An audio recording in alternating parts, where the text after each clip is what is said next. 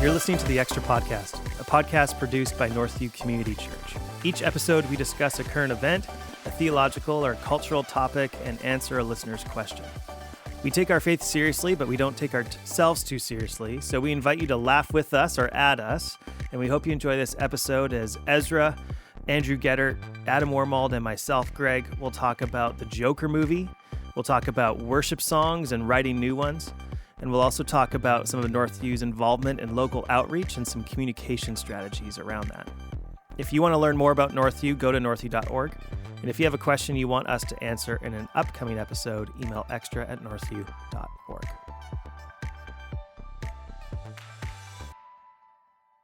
Welcome back to another episode of the podcast. Thanks for listening. Joining me around the table, we have a few new people that haven't been on, some of them ever, some of them in just a while. Joining me around the table, we have our producer, Stephanie Warren-Lang, who I will not forget this week. Hi. That's not her voice, but it was the voice of Ezra Okoti, who was pretending to be Stephanie. No, it wasn't. Ezra is one of our pastors here. He's our executive pastor of ministry development. Oh, dear. Just keep butchering it. Yep. But carry on. Anytime. Mm-hmm. Yeah. To your left as a listener and my right is, that's not true, Andrew Geddert. He is our pastor of worship at the Downs Road campus. Hi, Gregory. How are you doing, man? It's good to be here. Thanks for having me. Andrew, I saw you up in the office about, 10 minutes ago. And yes. I thought, there's a guy who needs to be on the podcast this week. Right? Sure. That's how it happened. That's how it happened, yeah. Wow. Not because I was the only guy standing in, my vicinity and you just happened to walk by and you were looking for somebody, but because I'm a valued member of this team, that's why. 100%. Yeah. Andrew's going to help us think through and talk through one of our particular topics in a few minutes here. But before we get there, I want to introduce our other panelist, other participant. He's one of our newest staff members. Is he our newest staff member? One of, at least. He is our director of communications. His name is Adam Wormald. Adam, welcome to the podcast, man. Thank you. Good to be here. Adam, give us a little bit of a taste of who you are, a little bit about your background, history with Northview before we get going, so the listeners can get to know you a bit. Fun fact: I was a intern for Mr. Ezra Okoti in about 2009. Sort of the first run of interns back in the day. Totally. Before there was an intern program. You shared an office with me, didn't you? Yes, I did. Maybe almost. the corner. Yeah. Okay. So Adam, help me. Ezra and I were having a fight about this earlier. It wasn't a mean fight, but we disagreed. Were we not in the same vintage of the pre-intern program? Like Crystal LaForest was there. Yeah. Brad Steves. Yeah. The Pays program people. That's right. Yeah. And I was there. And Kaylin Odermatt. Yeah. Yeah. See? But I'm going to argue. I'm going to say this. I began with you first before these other clowns joined. I was sort of your underling. Right. Exactly. And that's what I was trying to tell Greg. And he was fighting me. And I'm like, why are you fighting me? And you can't remember. I was young and aimless. Obey your seniors. Obey your elders. I just hung out in your office and said, you did. I'll do whatever you want. And you were like, I don't know what I want you to do. There's my bookshelf. Just pick a book and read. That was great. The extent of my internship. And now here you are. And then the really edifying internship. And then the official internship started, and I said, okay, Ezra, what's the plan? What do you want me to do? There's my bookshelf. Go read a book. Go read a book. Figure it out. That's fantastic. Awesome. That was great. So now what are you doing? You used to be an intern. I used to be an intern. Then I went to film school at YWAM Kona, the School of Digital Filmmaking. Started a video production company with two other Northview members, Sam Bryce and Justin Rain. In large part due to our involvement at Northview and making films with Northview, for Northview, initially as volunteers with the Young Adults program, and that grew to other ministries wanting videos, and then some official Northview-related projects with Greg, doing the Pulse series in about 2012, 2013, and various other projects over the years. And since then, we've branched out to corporate clients, working with nonprofits, businesses, organizations, and we have a studio downtown Abbotsford. My wife works here. She's in the children's ministry at East Abbey as the children's pastor there. And we've been going to East Abbey for about 6 months. It's been great. And then several months ago, I was approached to consider this role, which is a new role as Director of Communications. And I'm excited to take it on and see what we can do. Adam, I can't even tell you how many times in the last 6 months I've heard the phrase, "Oh yeah, but the communications director is going to fix all that." Yeah, exactly. Like, so that's, kind of your runway coming into the church. Yep. There's a lot of expectations, Adam. So when you were first here, Ezra would say, just pick a book. And now you being here again, we're going to say, just make it all better. Well, fun fact, I said to Ezra, I've read all your books. Now, what if I start a podcast? And you said, sure, do whatever you want. Doesn't matter. So this was your baby initially? No. I didn't No? start the Extra podcast. Okay. I am a big fan of podcasts in general. I listen to a lot of podcasts. I've been listening since maybe before they were cool. And so before they're cool. Yeah, what a hipster move. And so I created the Sola podcast. Yes, you did. And spent a large amount of my intern hours producing that, because it wasn't just a sit down around the table, talk, press record, press upload kind of podcast, which we can get into whether or not that should be the process for the Extra podcast later. I wanted to really produce it the way that I really enjoyed podcasts, which was, if we did an interview, I would go in the editing room, I would piece it together in a shortened format that was the most interesting, and I don't know. But then have other segments involved, interview other people, have music, do topics, kind of things like that. So That way you can always make the interviewee say something, that you want them to say. absolutely. Rather than just hearing the I had a full few narrative. heretics That's great. on, and I said, oh boy, I got to fix this. That's right. So, Yeah. just take some of that stuff out. Yeah. Well, welcome to the Extra Podcast. Welcome to our staff, brother. Hey, gonna thank you. Thank you. It's cool to see how the Lord uses you in helping us as a church. So we're going to go through 3 different topics. We're going to pick up on a current event. We're going to talk about something happening kind of in the life of Northview. And then we're going to do a listener question. So first, let's talk a little bit about a current event. There's a movie that's come out that has sparked a lot of controversy. I thought with Adam on the podcast and his background in film, this would be a good topic for him to help us think through a little bit. So there's a new movie called The Joker. Just Joker. Sorry. And clarification, when you asked me to be on the podcast about 30 minutes ago, I said, why don't we talk about Joker? That's right. So that's why I thought Adam would be a good guy to talk about it. More innovation. Is because he said, let's talk about it. See how I did that? Oh, you totally did it so well. Adam, as a communications director, is unveiling the veneer of professionalism. Hey, but of it was Northview. definitely, I submitted to your wisdom and said, hey, if you think that's a good topic, Yeah. Greg, let's do it. And I do. Here's what the Time magazine says about the movie Joker, not The Joker, just Joker. It says that the Joker, the character, the long history of the Joker of being misinterpreted as a heroic figure rather than a terrorist, has added fuel to the debate over whether Joker's, the movie, particularly violent version of the character, is worthy of the screen, especially given that director Todd Phillips tried to ground the movie in a reality that mirrors our own rather than some artificial comic book universe. The discussion around Jokers center on whether the movie scrutinizes or empathizes with its protagonist, whose acts of violence are born at least in part from feelings of rejection by the women in his life. That particular aspect of the Joker's personality parallels news stories we've heard about mass shooters who begin their killing spree with an act of domestic violence. Some critics have defended the movie's dive into the inner life of such a villain as a way to better understand what drives these people to violence. Others worry that the script does not do enough to make clear that the Joker's acts of terrorism are evil and not heroic. So the question that I have is, essentially, when we're engaging with stories, do stories need to have a hero? Adam, you said you saw the film, or at least Am I the only one? portions Am I of the it. only one who's seen it?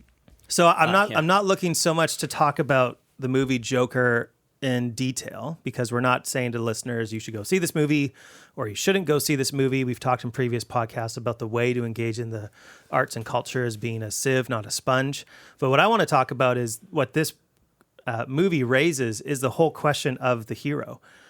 In our hearing of stories and our engaging of stories, do we need to have a hero in order for us to, I don't know, be thinking well about film? So help me think through and help our listeners think through this whole engaging with stories like Joker, where there doesn't appear to be a protagonist that we should want to cheer on. I said, because there was some dead air there, and that's not good. No, thank you. Not good for a podcast. But Adam, you can go. I have some thoughts on this, but you go first. I have lots of thoughts. As I often do, Greg, you were talking for a while, and I started to go off on my own train of thought. So I don't know exactly what the question was. You just do your thing, man.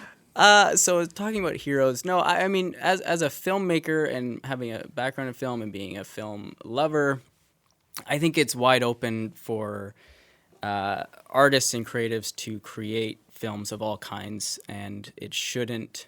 I think certain audiences and certain people can gravitate towards certain types of films, and I think that's fine. If you're going to the movies for an experience where you want to feel good at the end or you want to have someone to cheer for, great. Make sure you're going to those kinds of films, but we shouldn't impose on all filmmakers that that's the medium and that's what you must do.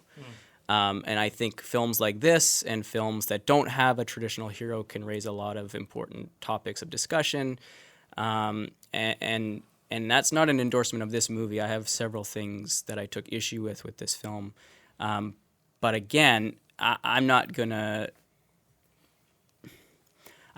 choose one side or the other and say you absolutely need to see this film because of whatever reason. I think there are merits to it. I think Joaquin Phoenix was fantastic as an actor, and I appreciate that from an artistic point of view. But I'm not going to recommend, all Christians need to go see this movie, or the opposite, as a blanket statement. And there are people who are saying that no one should see it, this movie shouldn't exist, or films like this shouldn't exist for the reasons mentioned. And I don't think it's as black and white as that. So before we started recording, I prepped these guys on the topics, and I asked the question, do stories need a hero? And Andrew, you raised a question that I didn't even understand your question. You said, is the Joker in this movie an anti-hero or is he a villain? And you said those things as though they weren't the same thing, which I don't understand. So what does that mean? What's a story with an anti-hero compared to a story with a villain, I guess? Well, I think in my mind, I see a villain is a character in a film that is explicitly the antagonist of the film, and an anti-hero is maybe somebody who appears to be a hero but doesn't conform to conventional patterns of heroic actions or behaviors, And so I'm just I haven't seen the film, so I don't know what kind of shape the Joker's character plays in the film. So that was maybe a question for I think Adam, if you've seen it, or Ezra, if you. I haven't seen the Joker the movie, but when you talk about the anti-hero and the villain, a movie that comes to mind is No Country for Old Men, which has the lead character who's a very interesting person, and you wonder, what am I going to do with this guy? What am I going to do with this guy? And I think the story, the director, the storyteller of the movie was basically bringing or trying to tell a story of naturalism. So if you're going to follow through with naturalism to the nth degree, you're left with this guy, and now what do you do with him? And so he wasn't a villain per se, but he wasn't a hero either. So what was he then? But he also wasn't the protagonist of the film. Right. There's a big difference, whereas Joker is the protagonist, the main character of the film. Absolutely, yeah. We were following the journey of Llewellyn in No Country, Josh Brolin's character, and this was sort of the antagonist of the film. Yeah.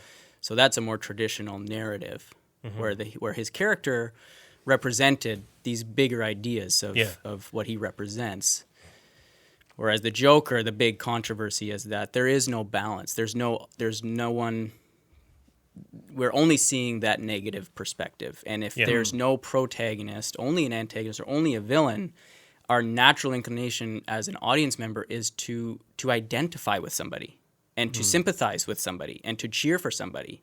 And so that's the big controversy is if we're presenting the Joker as that, then that could be dangerous. If we're saying, just as far as what you go into a movie thinking is who's the main character, who am I going to identify with? And so if we're saying, if our minds are trained to identify with the lead character and their journey in a film, and their journey is leading them to destruction, it's in a way we're almost being taken on that journey with them.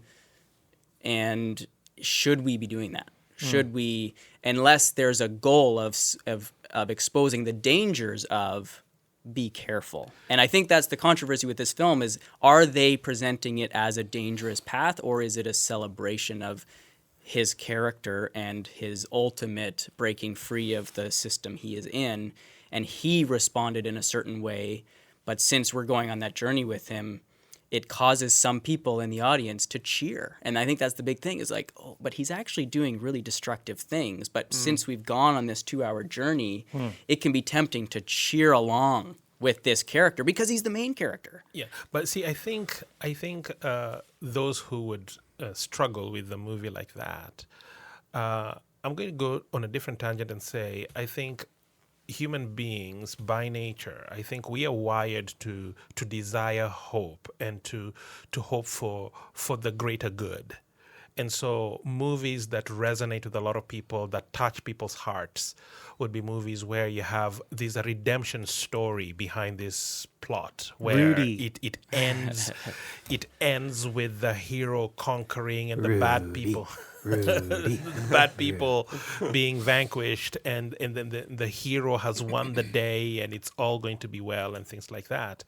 And so when you have a movie that doesn't have a redemptive type of a story where ultimate good befalls people and there's calm, obviously it raises people's blood, like it makes people upset.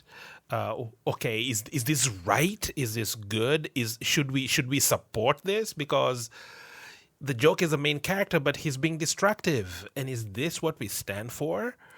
And I think a lot of people who would come away from a movie like this, they'll come away because at the end, does the character fit what the human being, our deepest longing is? We want peace in the end. We want joy in the end. We want happiness in the end. We may put up with a lot of suffering as long as at the end of the day, there's peace, there's joy, there's freedom, there is happiness.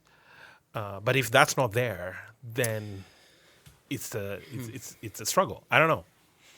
Yeah, I mean, I have run into similar points of contention with shows like, Breaking Bad or Dexter, if you've ever heard of those shows. Again, don't necessarily recommend watching them, but you have these main characters who are just follow this conflicted journey and pose huge ethical, concerns and issues and raise questions of you want to support this character because you feel like, you identify with them in some way, but they're doing things you don't necessarily agree with, but the show often spins it in a way that you could kind of get behind.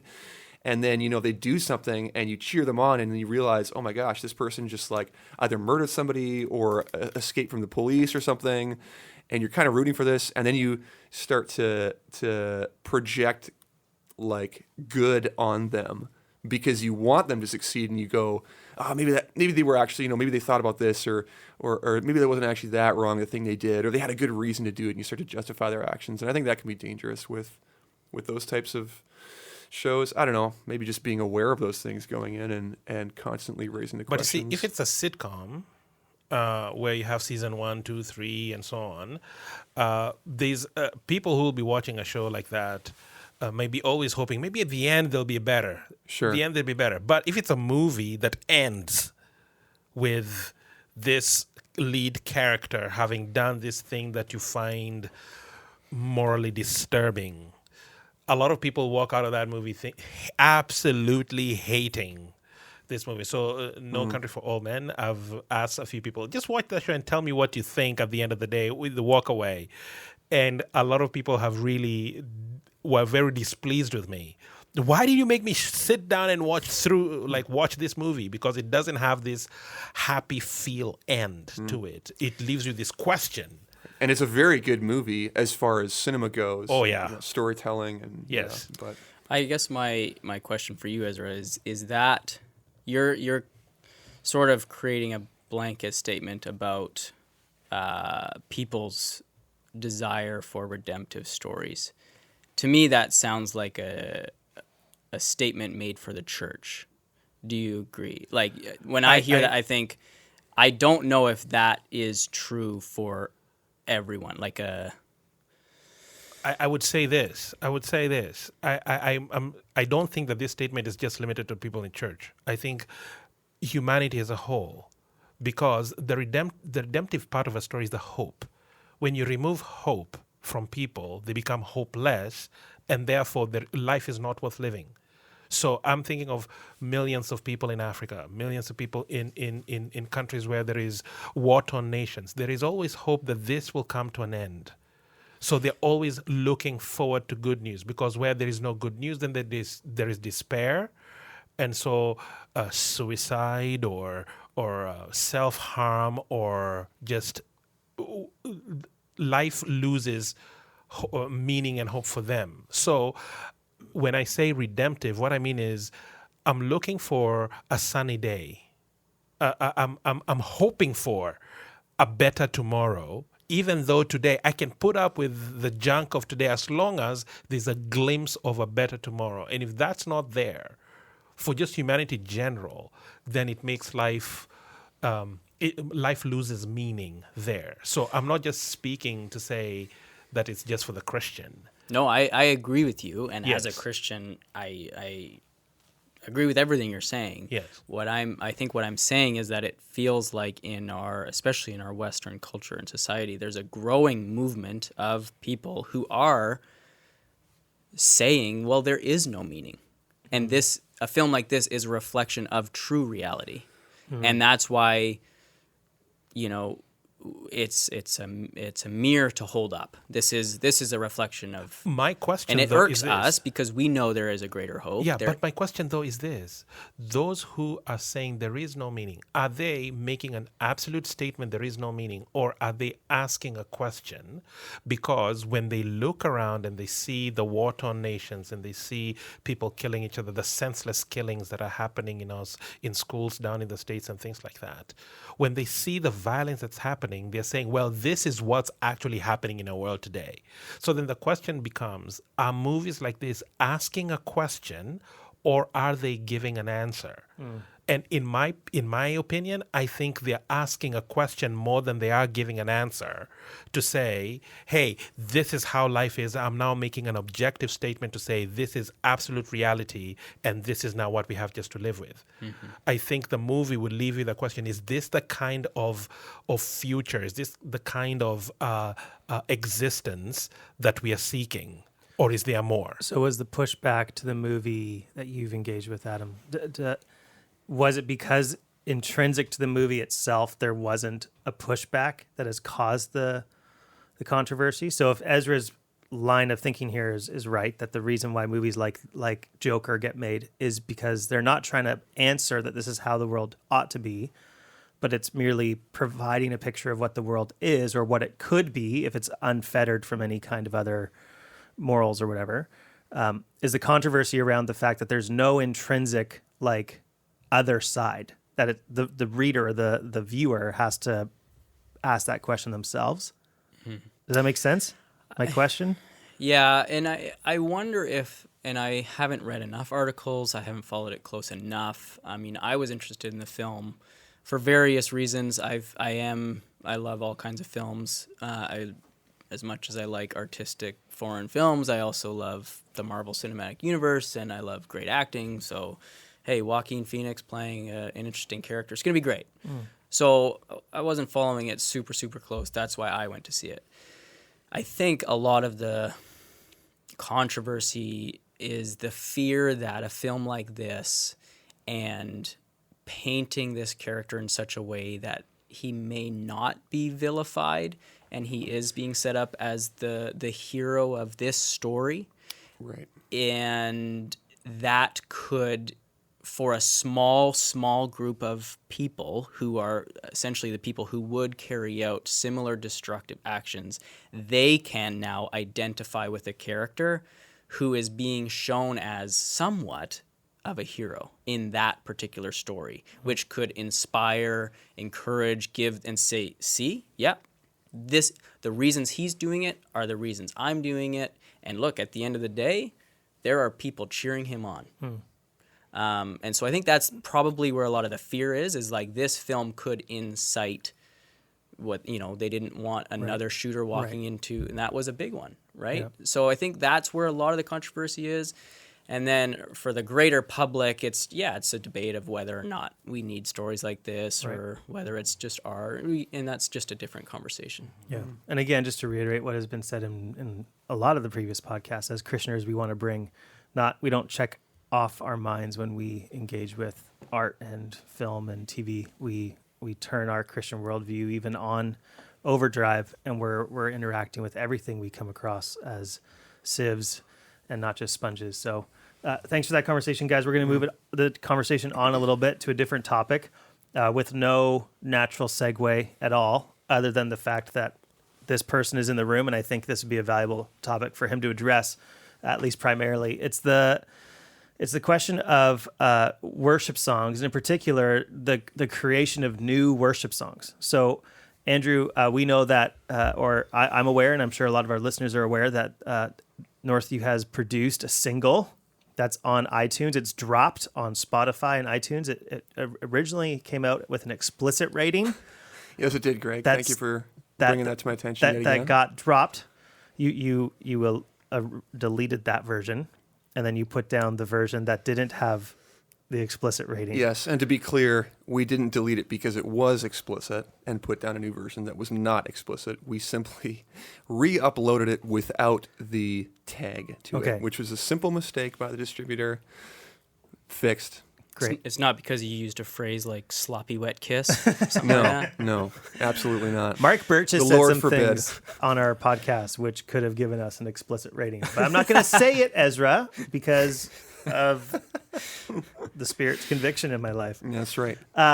So, Andrew, and I think I saw something on, I don't know, social media maybe, about you guys having a new single come out in a few, days, weeks? Hoping for the release date to be next Friday, actually. Awesome. Yeah, really excited about it. So what motivates you as a pastor of worship ministries to be involved with producing new songs for the church? It's interesting that in the Bible, there is no biblical command ever to sing old songs, which, hear me out, I don't think it's wrong to sing old songs, but we are told many times in the Psalms, in Isaiah, to sing to the Lord a new song, to sing a new song. It's actually a command. And I think that we should sing new songs because we are constantly hearing new stories of God's work in our lives. We're constantly finding new ways to express poetically and metaphorically how God is moving amongst us and telling stories of salvation in new and fresh ways and exciting ways. I think when we sing old songs, we connect to an entire other generation of people who sang the same songs, and we connect with the people of God across generations, which is a beautiful thing. And you can make an argument for singing old songs, absolutely, but we're actually told to sing new songs and to continually find ways to sing about God's mercy, which is new every day. And just specifically with the music that we are putting out right now, it is specifically the Northview young adults group of musicians and songwriters and creatives, and it started as a project of creative development and leadership development. We wanted to see our musicians actually using their songwriting gifts. We have a couple of gifted writers. We really wanted them to be using those gifts and actually have an outlet to kind of something to show for it, you know. So we've been getting in the studio and putting our musicians to work, and it's super revealing being in the studio. You get to see, you know, all the little flaws of every little thing that you do, and so that's been really edifying to our musicians. And then, just to actually have kind of something to put forth and say, you know, look at the creativity that God has given us and how He's moving in our young adults and using them to tell new stories. And yeah. So when you're designing a service, do you have a kind of like an internal compass about new songs, old songs, familiar songs? Is there like a hymn book, a virtual hymn book that you kind of pick your songs out from, or what's the service design process like for someone like you? Yeah, so in the last year, we have chosen to adopt a model where we have a bit more of a restricted set list. We used to, years ago, or for years, we had a repertoire of, like, honestly over 300 songs that people were drawing from, and just kind of whatever they felt would suit the weekend. And we felt like there needed to be more consistency. It needed to be easier for our music teams to actually rehearse and play the songs well and learn them. And we needed our congregation to actually be repeating songs a little bit more, because it just takes a bit longer for some people to learn songs. And as musicians, it feels like we play the same songs over and over and over again. And then you kind of look back and talk to people over the weekends, and they say, man, I feel like I haven't even heard some of these songs. And you're like, how can that be? Because I feel like we played it every single weekend. Right. And so we've actually gone to a set list of about closer to 50 or 60 songs now. We've found most other churches that we've had conversations with even will do like 30 to 40. And it's, you might think that to be restricting, but if we sing 5 songs in a service over 10 weekends, that's 50 songs. That's 10 weekends of different songs every weekend. That's 50 songs. And so sometimes I even feel like 50 is too much. But so we have a set list like that, and then we have a balance of singing songs from generations past, the old hymns. Try to have a mix of really new stuff. It's just stuff that people really enjoy and that we agree with theologically and that we find to be beneficial and edifying to the church. And then, some songs that are maybe 10, 15 years old to kind of get the in-between. Song selection is one of the most challenging parts of this job, because there is so much music out there, and you have to sift through it, and you can't just always sing the songs that you like. You have to sing the songs that are true and beneficial and that meet a need in your community. So, Ezra, you've been involved in preaching ministry for years and years. You have led young adults groups. You've been a campus pastor. You continue to fill the pulpit at Northview and at other churches as a guest preacher. Can you unpack for the listener from a Sunday morning service kind of big picture view, like why do we give time to singing, and what's the value of singing for a discipleship process? Right off the bat, I think, so my goodness, I have a ton of things to say, but very quickly, go to the Old Testament, for instance, and when you're reading the Psalms, you will find in the Psalms, the nation of Israel is always remembering what the Lord has done, the redemption that God gave them. So you're into the Psalms, and you'll see, hey, they are remembering how the Lord defeated various kings of the Egyptians, and how the Lord granted them victory when they came and conquered the land. And they're always singing of the goodness and the grace of God. So looking into the New Testament, and we begin to think, what has the gospel accomplished for us? What did Jesus do for us? And the more you study the gospel, the deeper you get into it, to actually understand what it took to save a sinner like me, and bring God's grace upon my life, and ways in which God has saved me, and how He continues to love me, how the Lord finds great delight in doing good for me and those who call upon His name. the appropriate response is singing, I think, because thank you seems insufficient. So we sing to celebrate this God who has done amazing things and continues to do amazing things to us. He continues to answer my prayer, even to answer prayers, even when I have been faithless, even when I've been unfaithful. This God continues to answer my prayers, continues to show me grace and kindness and goodness, and continues to be faithful to me. And to his covenant to me, even when I have been unfaithful to him. And so when we sing, we are just basically expressing our gratitude in song, in poetry, to this God who has done wonderful things for us.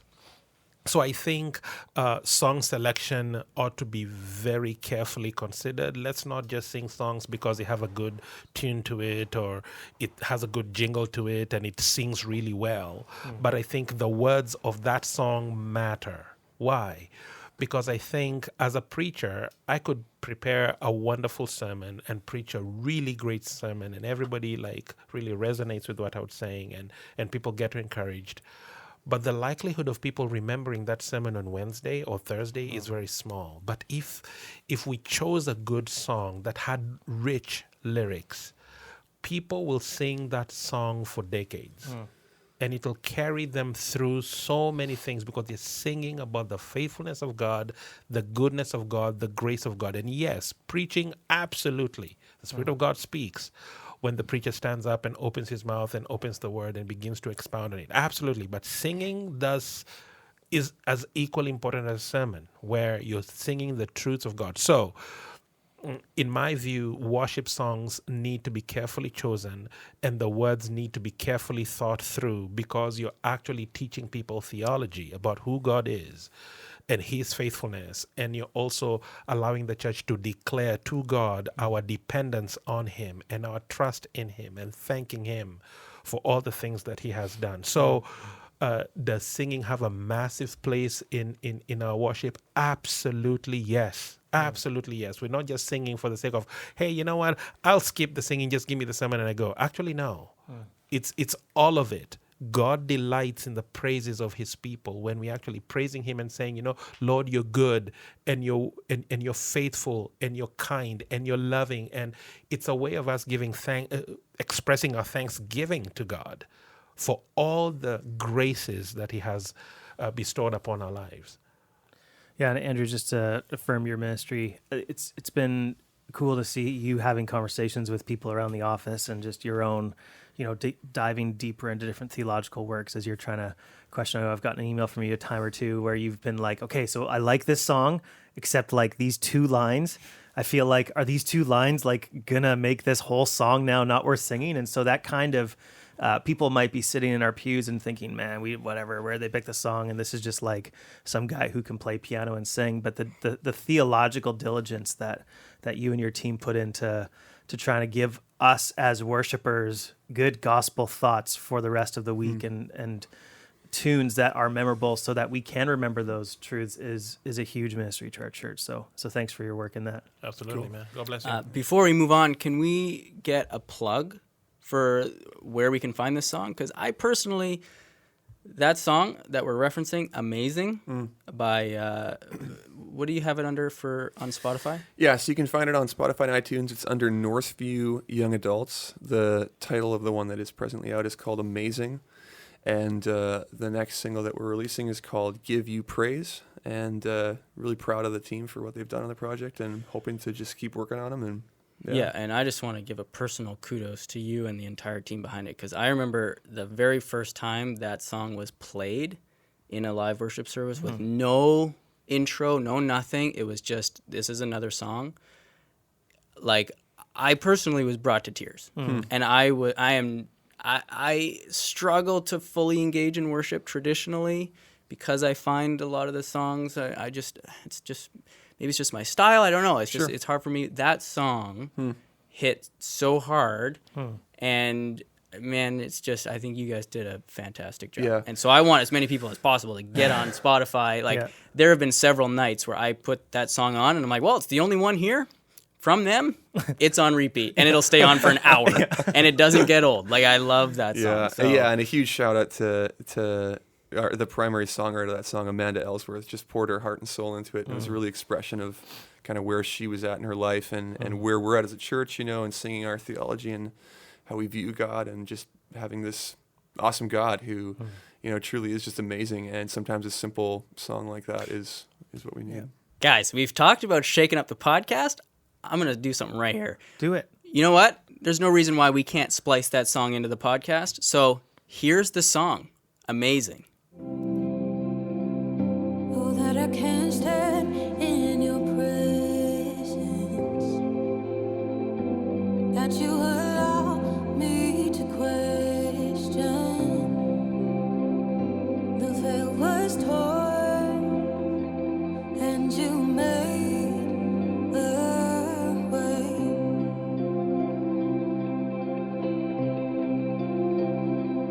I should be blind by your glory. I'm so low and you're so holy. I should be making a case for an ounce of your sweet grace, but you give it freely.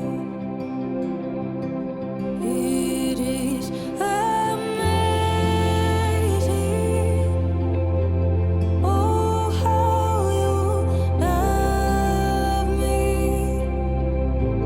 God, you're amazing. You're so good to me.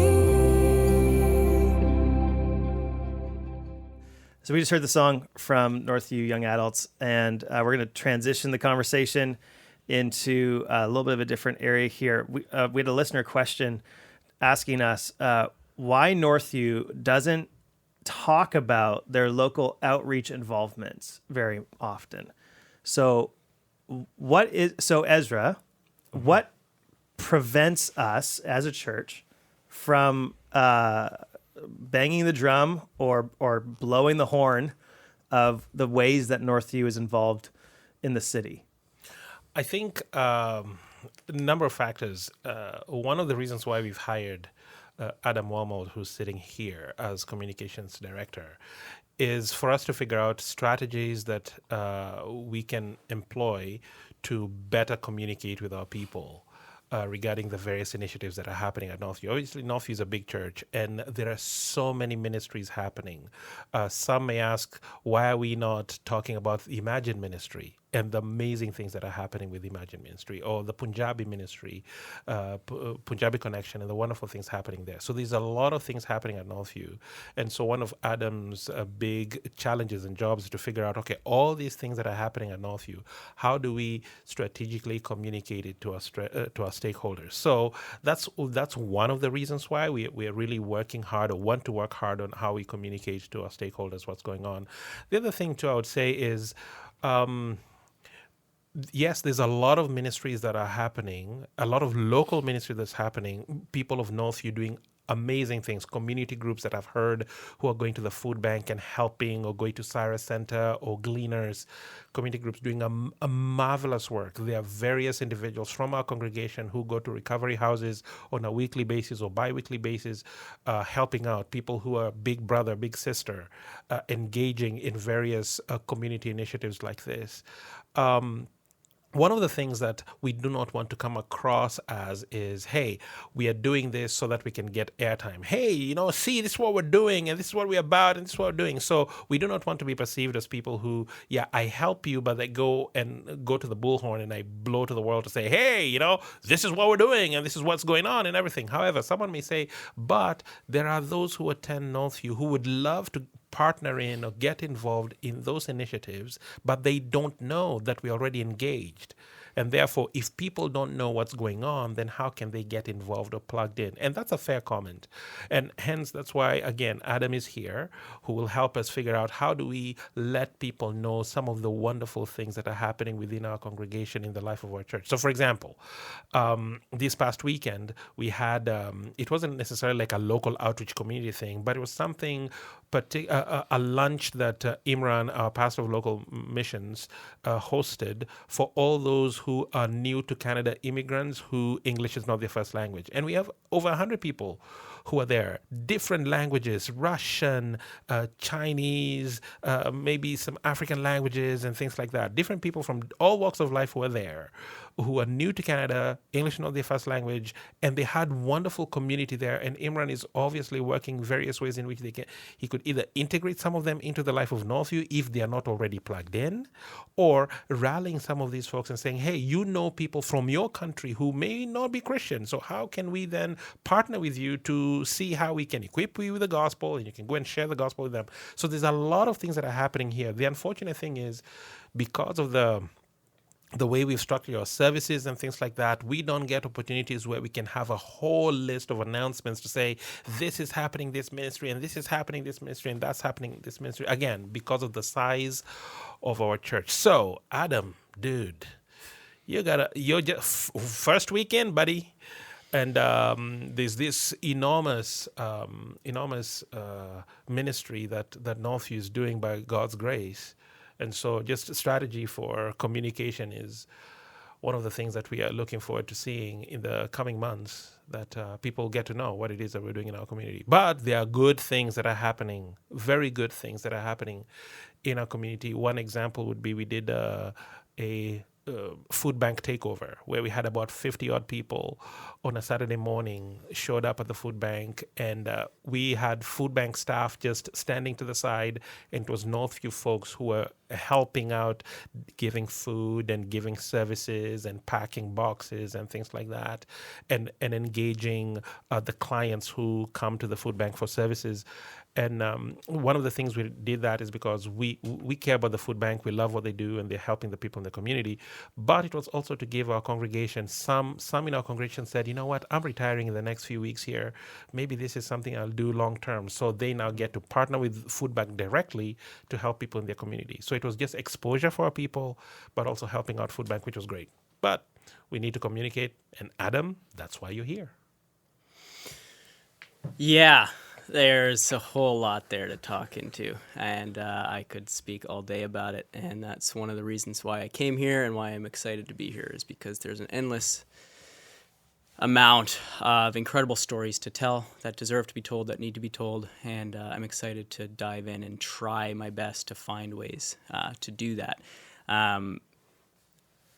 Yeah, and there are so many. I think we're still finding ways to do that. I had an opportunity to speak with Jeff just this morning about this coming weekend and about how we can possibly even just integrate some of those stories into the sermon, you know, where I would traditionally lean, or where I've brought in as communications director, is on a digital media standpoint of, you know, working with our web designers and our graphic designers and our video, and then hopefully doing some stuff with the podcast and social media. There simply isn't enough. We have so many stories that we have to be telling them wherever and whenever we can, and which is why I tried to grab Jeff this morning. What are you preaching about? Great. Are there any ways we can highlight some of our local stories? Because as much as I'd love to do a video, or we'd love to do all these other things, you know, we can't do it all. So as you know, we'll get there. We'll add some of these things. We'll do some of these things. You know, I'd love to tell the story of that luncheon. I'd love to tell the story of what Imran's doing, about all the amazing ministries we're doing in and through the church, and about ordinary people. One of the things I'm super passionate about, and what we've done with the Pulse video series in the past, is showing how God is using ordinary, everyday people within our church who are touched by the gospel and respond in their community, in their way, in their place of influence, rather than just waiting for the church to provide an avenue to serve or joining a ministry, which is valuable and great, there are also people who have just said, you know what? I see an opportunity to serve within my business or within my family or within my neighborhood or you know what? Maybe God's calling me to go overseas. And those stories are inspiring and challenging and you know. Yeah, I think obviously, Adam, with you coming on board, obviously we look forward to sharing little snippets of these stories. But again, like you said, the stories are going to be so many. But I'm hoping that even as we get involved in our local communities and helping the needy or bringing the gospel to people who don't have access to it, I'm hoping that the driver for us doing it is not so that we can get publicity or airtime. We do it because we love the Lord Jesus. And as long as God knows exactly what we're doing, then praise his name. I think letting people know what's going on so that for the purpose of inspiring them to jump in and get involved, however God has gifted them in their own areas of influence, that is great. Will my story ever be told? Maybe not, but that's okay because the Lord already knows. So it is him whom I am serving. I think through church history, we think of the big names, the Spurgeons and the Calvins and the Jonathan Edwards, and they did amazing things, absolutely. But how about the multiple men and women and children and preachers and missionaries who gave their lives for gospel causes? But their story will never be told. Mm-hmm. But the Lord knows. The Lord knows what they did for the cause of the gospel. And they will receive their reward in that day when the Lord comes to make all things new. So at the end of the day, yes, we will tell stories. And Adam, you will obviously work on a strategy of how we can tell some of these stories. But there are many more stories that will never get airtime. So if you're out there and you know of a story that you think needs to be told, or you have an interest in helping be a part of telling those stories through some of the different media outlets we have in terms of video making, photography, all those different things. If anything in that whole conversation sparked your interest, I'm sure Adam would love to hear from you. Yeah, I would love to just take a second to give a call out or a plug. I've often thought how amazing it would be to, over the next couple of years perhaps, we'll see, is develop a team of people somewhat similar to the worship team, where there is so much need, so many services, so many bands that need to be put together, and so much of that is volunteers. I would love to see a core team of creatives as well, and to use their gifts of filmmaking, photography, design, writing, acting, all of these things to edify the church and to tell these stories and use them in creative ways, integrated not only in our services, but also things that we put out to the community as well. So if that's you and you're interested and you have a gift or even a passion that you're wanting to develop, please reach out to me or someone else, and we can hopefully get you plugged in. So if you're listening, you're interested, and you want an easy email point, you can email extra@northview.org, and we will direct your email off to Adam. Also, if you have a question you want to be answered in an upcoming episode, email extra@northview.org. Thanks, everyone.